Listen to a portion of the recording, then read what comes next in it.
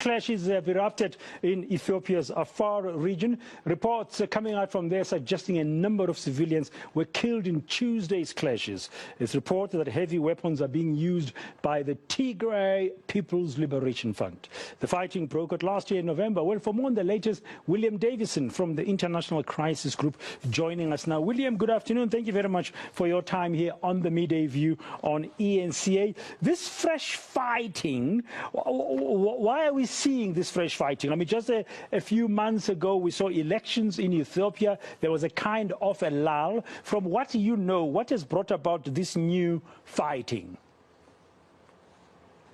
Well, first of all, those elections really had very little impact on the situation in Tigray and areas adjacent to Tigray. So that political disagreement and essentially the conflict has continued whilst the elections have taken place.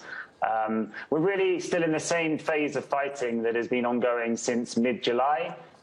In June, if you remember, the federal forces left Tigray after a sort of 10-month effort to control the region. Subsequent to that, for various reasons, the Tigray forces, which had recovered a lot this year, they went on the offensive into Amhara and Afar. They captured some territory, then they met quite stiff resistance. In August and September, we saw something of a lull, and now we are seeing a renewed attempt by the federal forces to push back the Tigray force into Tigray and ultimately to try and defeat them.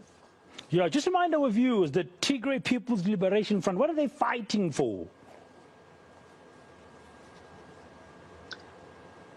The main trigger last year for the war was an electoral constitutional dispute. The elections were delayed nationally by the federal government due to the pandemic. Tigray's government resisted that. They ran their own election, and this brought them into a constitutional dispute that led to the war. Prior to that, the TPLF, Tigray's ruling party, had refused to join Prime Minister Abiy's new National Prosperity Party, which replaced a ruling coalition that the TPLF used to be part of. So those are some of the sort of fundamental reasons. Ultimately, it's about autonomy, the balance of power between the central government and regional governments, and relates to Ethiopia's multinational federal structure. Is the TPLF in control of much of that region of Ethiopia, or have they been effectively dislodged from some of the main towns and cities, like the capital, Mekele? No, the TPLF is very much in control of Mekele.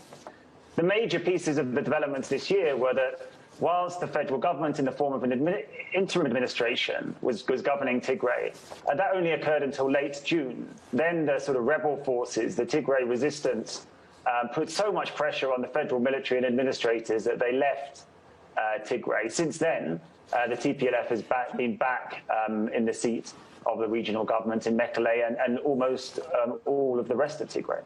Yeah. So from the latest fresh fighting, I mean, there's claims and counterclaims.